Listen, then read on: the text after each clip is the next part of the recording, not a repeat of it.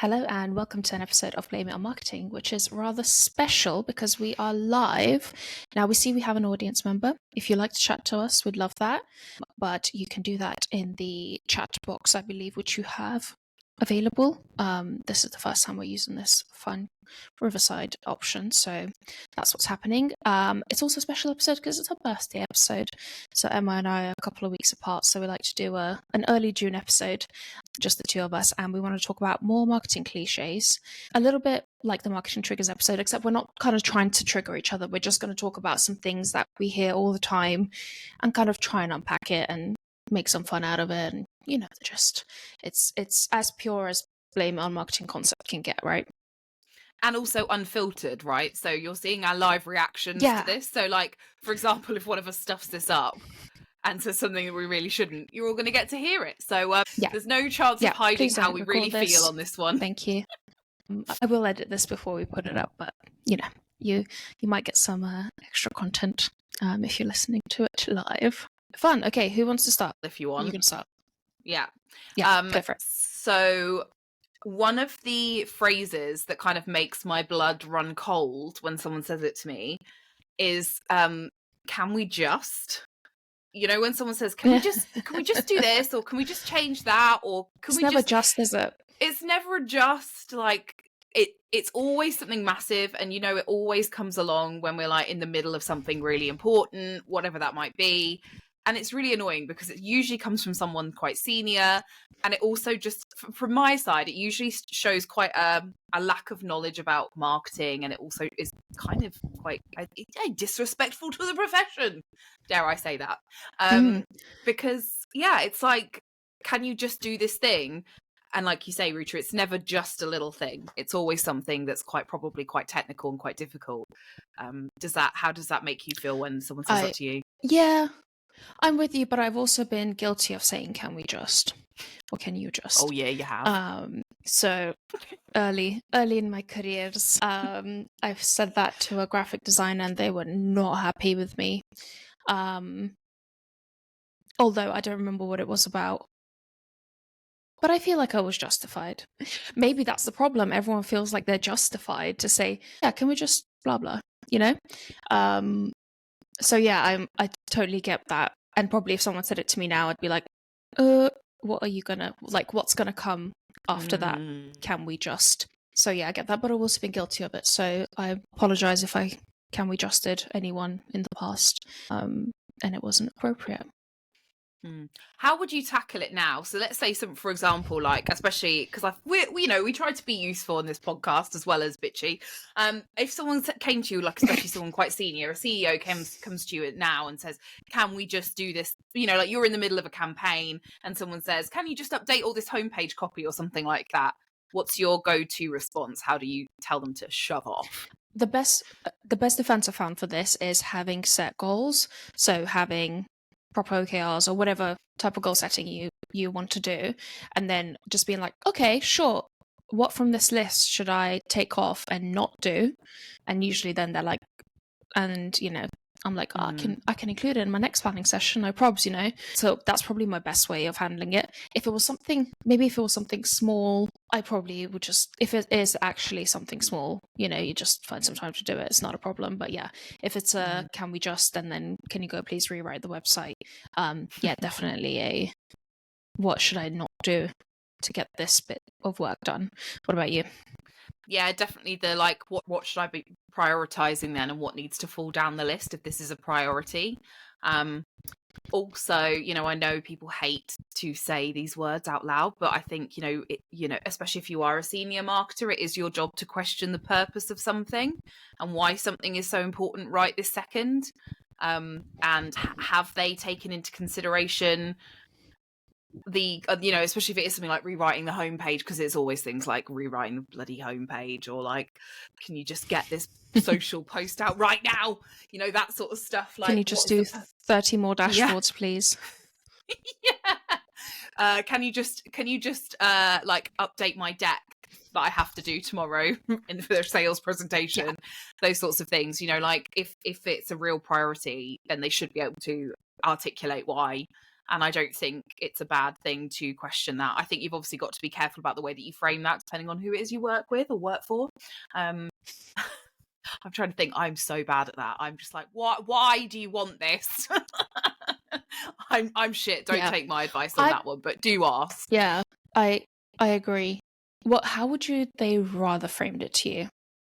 So it's a can we just, but what's the best version of can we just that you would actually be like, okay, this has been considered. Yeah. I think if someone came to me, I mean, taking the homepage rewrite as an example, because everyone who's in marketing has had this at some point.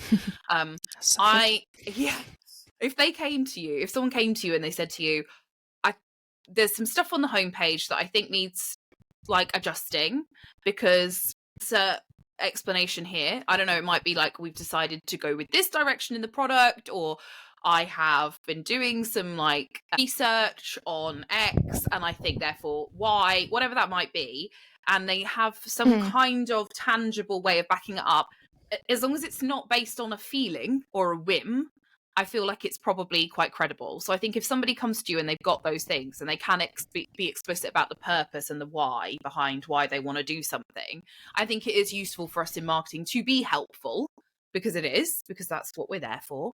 But like give me a bit more than I just feel like this needs to change. Yeah, that makes sense. Yeah, I'm with you on that one. Can I do one? Yeah, I think you're going to be surprised I'm picking this one.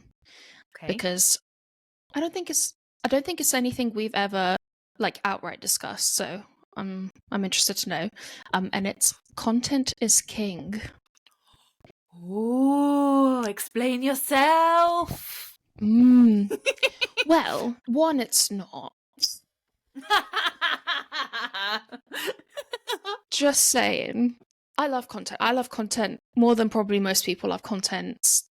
That's where I'm at in my whole life as a person in general. Like I have to stop binging YouTube to like function in life. Like I love content. But most content really sucks, and most content is not useful to your target audience because you don't understand your target audience oftentimes, and you're putting stuff out that somebody said that you should put out.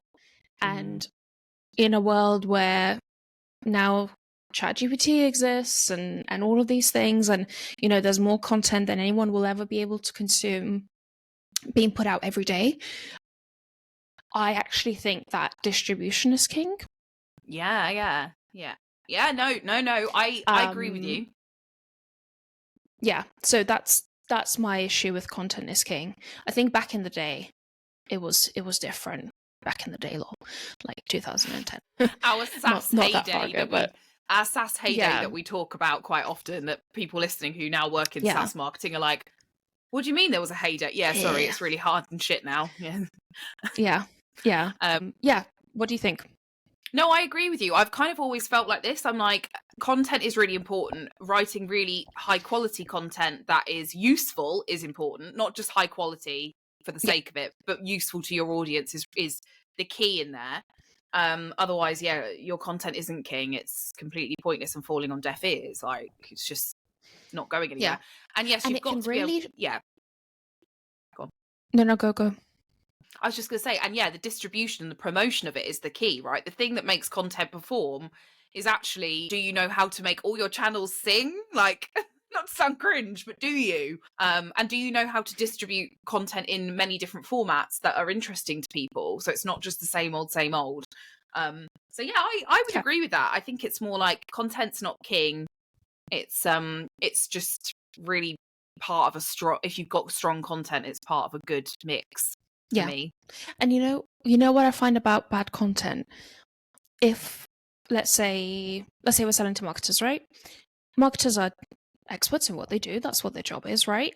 And whenever you read a blog, you can tell who wrote the blog, and you can tell if that person who's writing the blog is an expert, or maybe they are an expert, but they're not allowed to write what they should be writing. And it really shows in terms of like how much you get, what the life of whatever audience you have is. Like I I think we laughed about this in our group chat, but I saw an article from a company talking about cloud in 2024, and like, my God, the article was like so bad. And also, I expect that it's like CTOs that they want to read this because obviously they want their budget, and it was just so phenomenally bad. I'm like, you're actually at a detriment to yourself by posting this if CTOs do read it, because you're going to have negative 100 credibility now if they come across this. So yeah, I feel like it can actually be bad, not just good. Like it's not a given that putting out some content will be a positive. Yeah, I think it's like if you set out some key principles for what your content is trying to achieve, like really it is supposed to be useful, like not just educational, not just like this is why our thing is the best thing ever. Like that's just crap lazy content in my mind. I'm like, and sometimes Yeah. in my head the most basic pieces of content are the best, like they will be the highest performing, the ones that are the most useful, and people do Yeah. take that for granted a little bit. I think it's like, but we want to write a research paper, or we want to write a state of the nation type thing, and it's like, yeah, but who actually is going to read it? That's the other point in all this, right? With the content is king stuff. Yeah. I'm shit and I'm lazy, okay? Because I'm a busy person, and lots of people are busy people. Like, that, people do that whole thing where they're like, CEOs and people are so busy. Yeah, everyone's bloody busy, right? Everyone Doesn't is, matter what yeah. your job is. Everyone's just busy. I don't want to sit down and read a State of the Nation address, marketing in 2024. I don't care. Yep. What I want is like small little tidbits of really good information that help me day to day do my job better. I can't consume these masses of things. I don't. And I'm a terrible millennial, and I probably have the attention span of like a 5-year-old. Oh yeah. So Me too. yeah. I think, I think the other thing as well is like, don't assume that your audience want to waste their time doing that. Like your content is not always that valuable. If it's not valuable, like, and if it is, yeah, and you distribute it like to a medium wellness, that's awful English. As in, like, if your content is really good and you just kind of put it out there, maybe put it on social, blah blah blah, like if it's really good, you will know, like it will catch, and genuinely you will know. And if you're posting content on your LinkedIn page and it's just go to our blog to read about blah blah, and you're wondering why that's not good, one is the format to consider, but two is just like maybe you're not hitting a nerve. And honestly, that's usually what gets us to pay attention nowadays, unfortunately. So yeah, it's like, so for example, with one of my clients, we did a podcast, or we're doing a podcast, and it's been relatively well received. Like the download numbers are pretty good considering it's quite a niche podcast for a specific audience. But where it's really popped off is the YouTube shorts. Like, my God, thousands and thousands of views. And like, that's incredible. And I was like super pleased. And I was talking to someone about it the other day, and someone said to me, "Are you disappointed that there hasn't been as many downloads as you hope?" I went, I don't give a shit. All these people on YouTube are watching our shorts. Like, this is incredible. Even if it's just incredible brand awareness as a starting point, that to me is like, yeah, that to me is like the firelighter. It's like that's where it's catching, like you were saying, Ruta. It's like, okay, so my podcast hasn't been downloaded thousands of times, but for the next season, we might well do that because we've now had that kind of like ramping up through those YouTube shorts. So I think and we're the same, right? Like sometimes we'll put stuff out on different channels, and like sometimes the podcast actual episode might not get a huge amount of views, but all the shorts got really good engagement and views. So it's not, it's hard to tell, and also seasonal. Like, we notice that when people are on holiday and blah blah blah. You all know this. I don't need to repeat myself, but that distribution element and kind of coming back to the content is super key in making any bit successful. Just want to take a little moment to say here hello to audience member 2. We're very excited to have you here. If you'd like to say hello in the chat, we're Please here do. for it. Let us know what's up if you've got any marketing cliches you want us to talk about. But Emma, what's your next marketing cliche? Well, I thought maybe before we go into our next cliche, because we are live, we should do a little quick thank you to our sponsor. Because if you didn't know, yes. recently, Blame It Marketing has been sponsored by Dealfront. Thanks, guys. So just want to say thank you for helping us do this thing.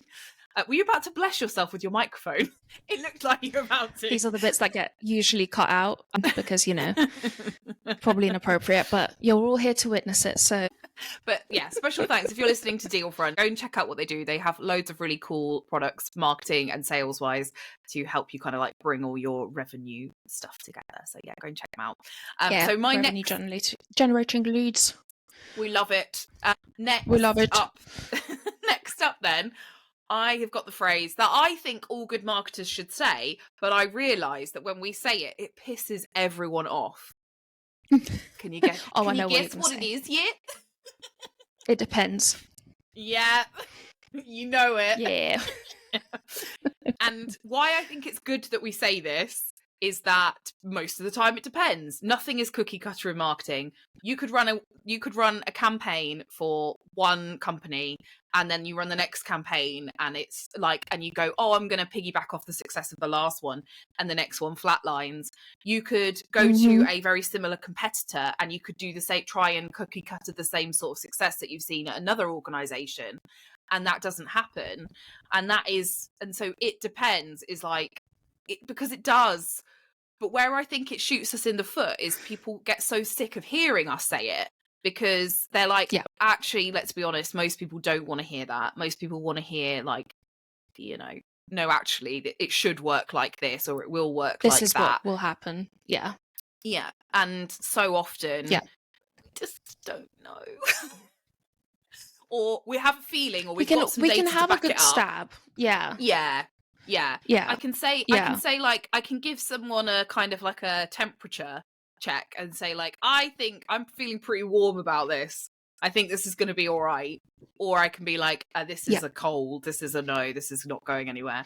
But and obviously I can base that on data from previous examples of things that have happened. But I can't hand on heart say, I'm going to run this. And that's why I think it's so dangerous with what some of the this is me shitting on other marketers, by the way. Why I think it's so dangerous what other marketing kind of influencers do on LinkedIn, where they go, if you follow this 5-step plan for LinkedIn PPC, you will see this kind of traction. It's like, dude, it just doesn't work like that.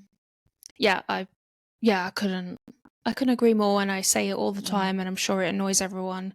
And also I caveat myself, I'm like, I'm gonna say it depends, and I know it's really annoying, but here's why I'm saying this. And yeah, you're totally right. Like, I've seen, and I'm sure everyone else has seen, people getting hired into businesses, not even marketing sometimes, to basically rinse and repeat what they've done somewhere else, and they get there and it absolutely doesn't work at all.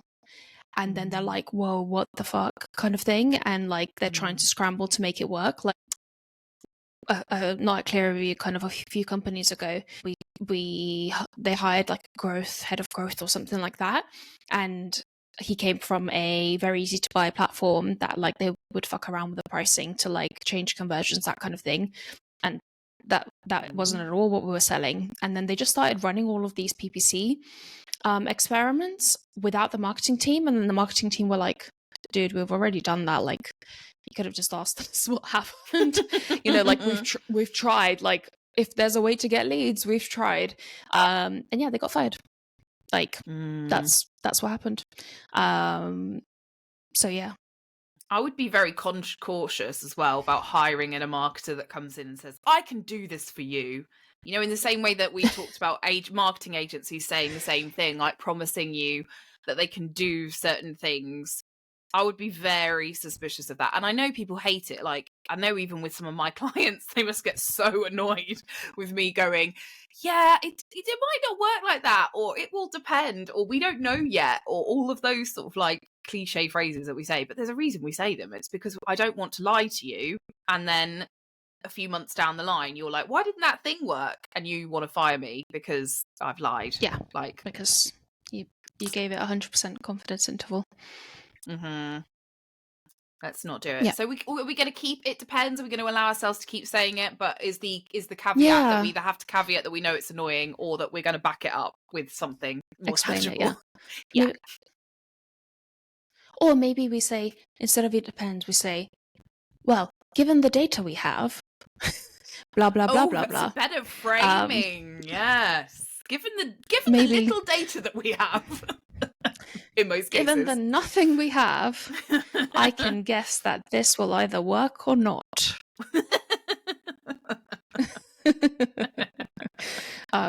That's funny. Yeah, maybe something like that, just less stupid. This is fun. Can you see your chat? Yeah, lovely Sam has given us something to chat about. Do you want me to read it out, Emma? Go on. Yeah. Hi, Sam. Marketing leading when you know it's a fairly new product concept. Don't fool us. Let's be clear, there's a hun on the end. Yeah, don't fool us, hun. Also, I think Sam, did you mean market leading as in like the best thing out on the market? I think that's what you meant. Yeah, cool. Yeah, that was on my list of like award-winning, market leading, like, you know, disruptive, all of those good things. Just don't lie.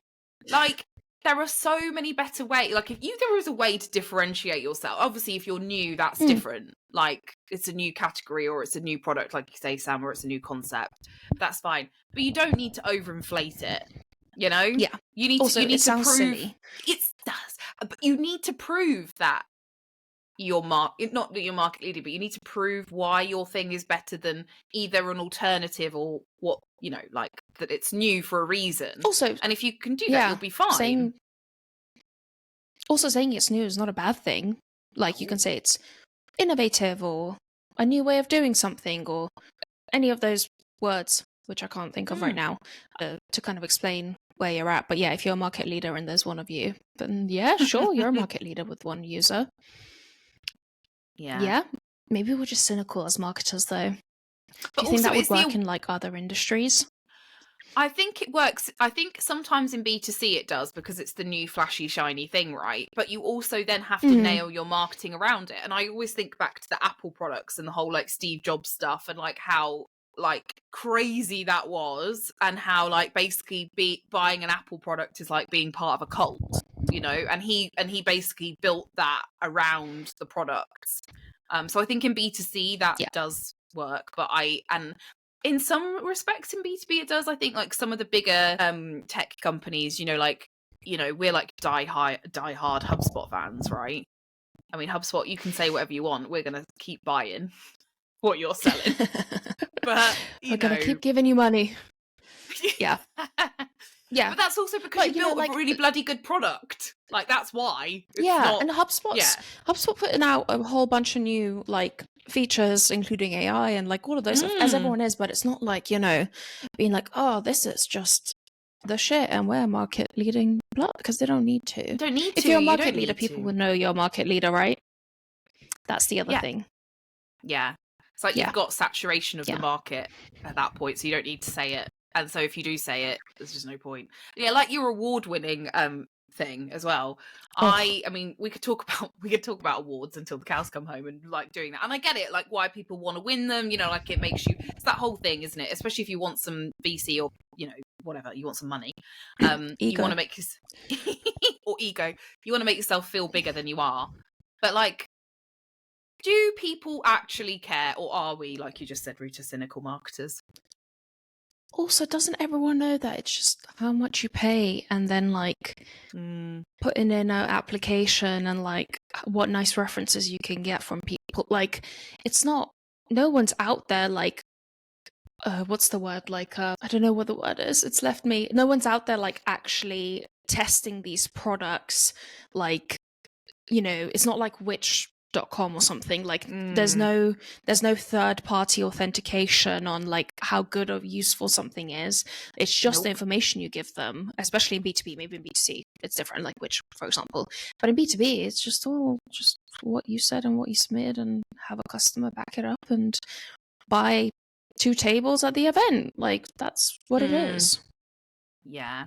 And we know that the reality is, we're all marketers here, so we can say it, is that realistically, the thing that makes the biggest difference to any business is what your current clients say about your company, Mm-hmm. right? Word of mouth is as powerful, like, if not the most powerful tool that any company ever has ever had.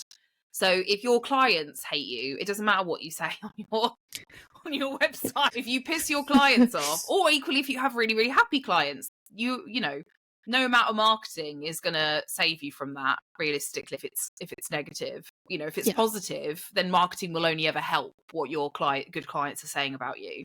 But yeah, Absolutely. it's I'm like, I'm just foolish to think you could outweigh the power of word of mouth. I don't know. Yeah. Oh yeah. It's strong. Badvocacy, right? Badvocacy or advocacy, what are Badvocacy you gonna and do? good and advocacy. Goodvocacy. Yeah. Yeah. Where have we got to? So we did Sam's, Ruta. What you got next? Yeah, we did Sam. Am I next? Okay. Yeah. Oh, which one? Which one? Okay. Whatever. It's a bit boring, but I think we need to talk about it. Low-hanging fruit. Can you stop saying that, please? Because if the fruit were really low-hanging, I would have eaten them already. Probably would have dealt with them. I like a lot of fruit. I would have munched them up. I would have picked them. I would have cherished them. And there are low-hanging fruit as a concept, right? Like, sometimes you just don't have stuff to do. But I feel like low-hanging fruit usually refers to something that isn't particularly high impact. No. Yeah. But it's made to sound like it's high impact. So low-hanging fruit's usually something that's simple and easy, and, you know, you see something happen because of it, but it's not the difficult things. It's not the, like, you know, getting your foundations right and making sure that, you know, your processes work from getting leads in to, you know, getting them spoken to and all of those things. Like, low-hanging fruit is never that stuff. It's always like, yeah, just like, you know, make the form shorter on the website and, you know, more people will convert because that's how conversion rate works and blah, blah, blah. Like, it's never, I don't know, who's marketing and has truly low-hanging fruit, like leads just waiting around and isn't collecting them. Like, that's my other worry. Like, if you truly believe that that's what your marketer or your marketing team is doing, I'm kind of worried about what you think about them in general. I think it's I think that low-hanging fruit when we're talking about marketing comes from a complete misconception about, like, how the funnel works. I think people still think in the funnel, which I know is helpful sometimes, especially if we're talking to non-marketers, to talk in that way, because conceptually it's like, it sort of is this structure. But the reality is, I'm not in a funnel. I'm either buying something or I'm not. And I'm either, like, looking for new stuff or looking at new exciting stuff, or I'm not, or I'm whatever, you know, or I'm, like, interested in what your company is doing and I'm consuming, I hate to say this, sorry, Ruta, some of your very useful content, or I follow you because I think you're funny, or whatever the hell it is, you know, whatever my motivation behind all that is. I'm either buying or I'm not, or I'm up there doing the other stuff. And it's not this linear funnel process. And so I think the low-hanging fruit comes in because people go, well, aren't there all these people in the MOFU in the middle of the funnel? Aren't they, like, all just ready there, waiting for us to, like, nurture them, to get them to buy shit from us? It's like, no. Those people came to a webinar once, they've read a bit on the website, you know, and the only job marketing can truly do, and maybe everyone will hate me for saying this at this point, but I do think this now, because I think some of the heyday of some of our digital marketing stuff is kind of, I'm not saying it's over, but it's a lot harder, is that the only thing we can do is to be front of mind when the time comes. I don't know how much convincing there is left to do, unless you are investing in things like word of mouth or account-based marketing or anything that is establishing relationships with people.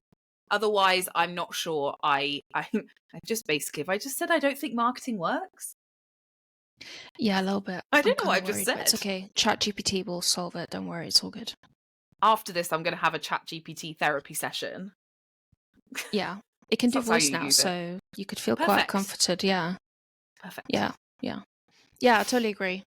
And yeah, I feel like the other thing that gets thrown into low-hanging fruit is PPC usually, and, like, for B2B companies, PPC ain't low-hanging fruit, mate. Like, just let's that's an expensive game.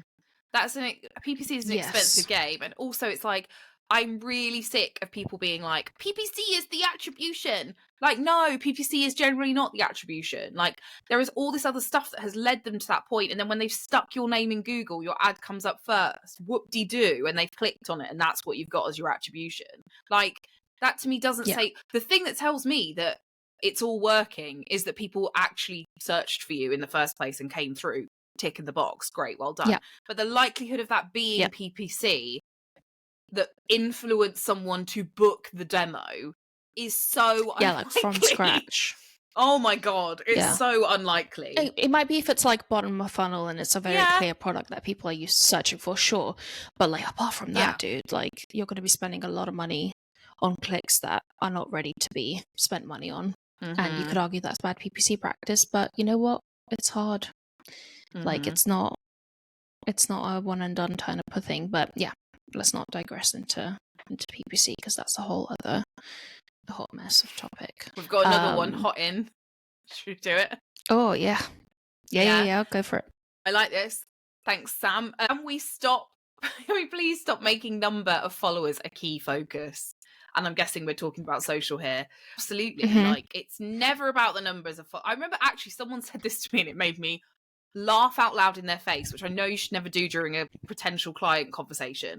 But this guy said to me, you must be shit at community building because you hardly have any followers on LinkedIn. And I was like, no, it's about the quality and the conversations and the relationships with people. It's not about the number that I have.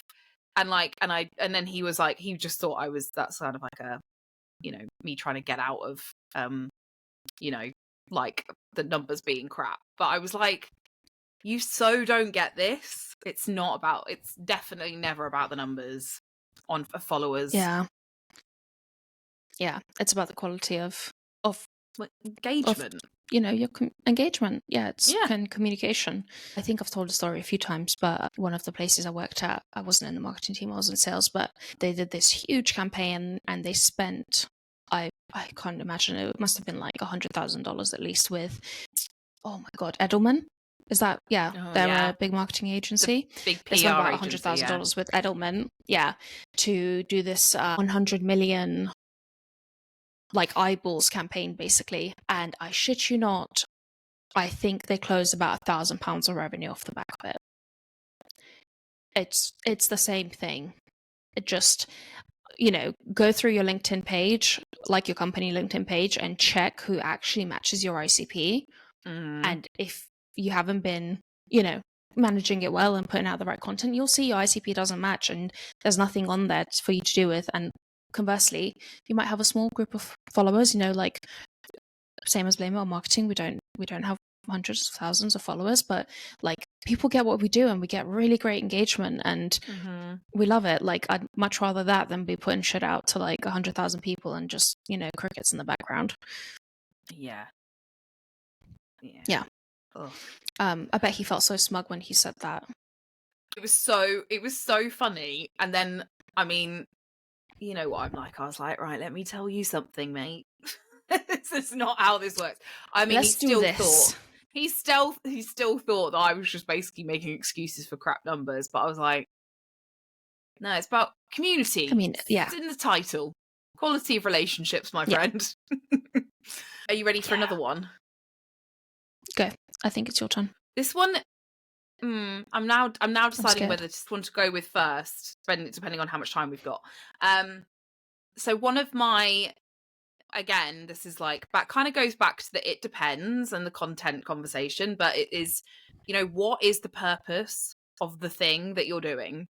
Why are you actually doing it? And is that us being asked?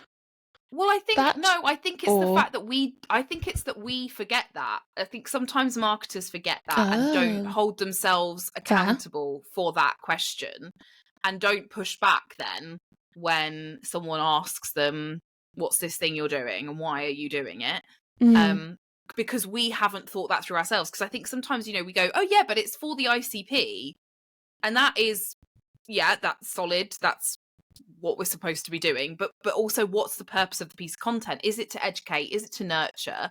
Is it to generate word of mouth? Is it what's why are you doing the thing in the first place? Is it Yeah. to try and help people convert on the website? You know, like what are you trying to achieve with the thing that Like you're having doing? a specific goal, right? Yeah. Rather than just feeling like it's the right type of thing to do, I guess. Yeah. It's like you can run a campaign. Yeah. But what's the purpose of the campaign? You know, like what are you actually trying to do? Because is it Yeah. just fill the funnel up with leads? Is it what is it? And all of those things are fine, by the way. But what what is this for? And I think I think just reminding ourselves that we need to always, that is the stick to beat yourself with. If you beat yourself with no other stick, marketing people, that's the one to that's the one. one. That's the one, I would say. I don't know if you feel like that, Ruta, but that's the one. Yeah. For me. That's again a tough one because, you know, sometimes when you do marketing for long enough, whatever the fuck that means, you know, sometimes you start doing marketing like instinctually, where you can just kind of, you have this like gut feeling based on like all the information and all the stuff you've done to like what might work and what might not work. And I've had like my co-founders ask me like, oh, why are you doing that thing? And then you're like, you pause and you're like, oof, I have to now like, I haven't really thought about it, but I now have to like do all the steps and like think backwards and actually have a good explanation for why I'm doing this. And sometimes I don't, and I'm also not the greatest communicator, which is hilarious, given my job. But yeah, sometimes it's a bit instinctual. So yeah, I totally get what you're saying. And I'd probably expect it from other marketers to like be clear about that. But yeah, especially if you're under high pressure and you're in a rush, sometimes maybe that's the thing that slips, where you're just like, oh, just need to do stuff, need to get stuff out. Just like, get it out. I think this is the best bet. Yeah, let's just get it out, which, you know, me and you are huge fans of. Anyway, but yeah, I agree. Yeah, I like that. I think, yeah, I need to incorporate that into my work more. And that way you never get caught out either, right?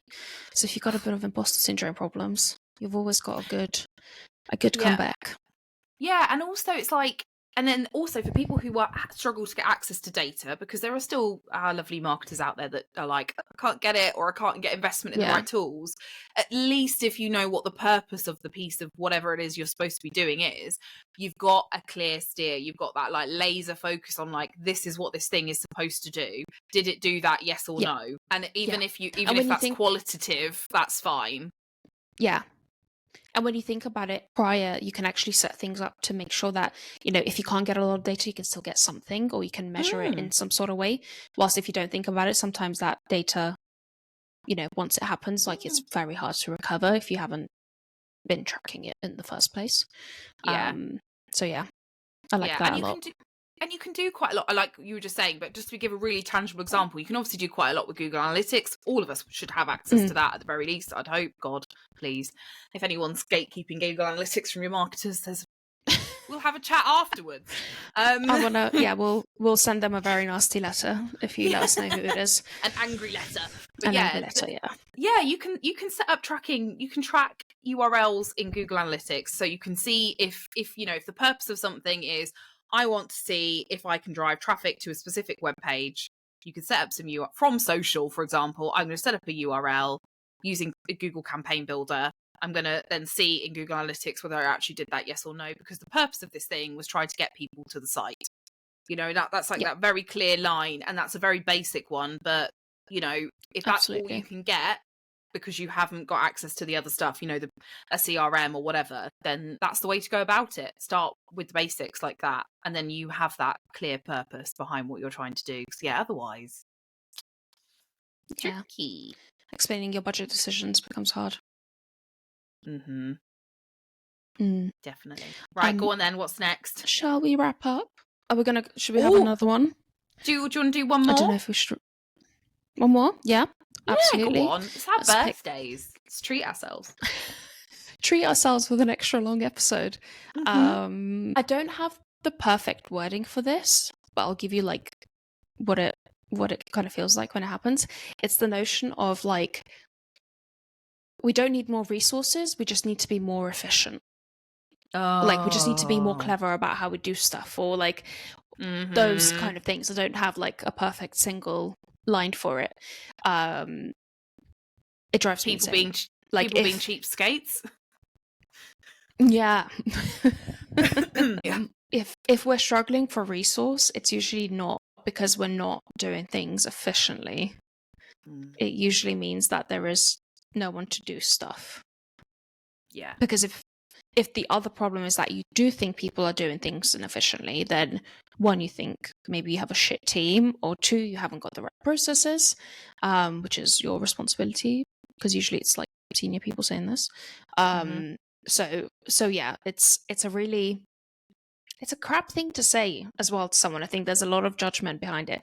Maybe it's just me being sensitive, No, but I not think at all. there's a lot of judgment behind that, which I hate. Yeah, no, there is, and it's people.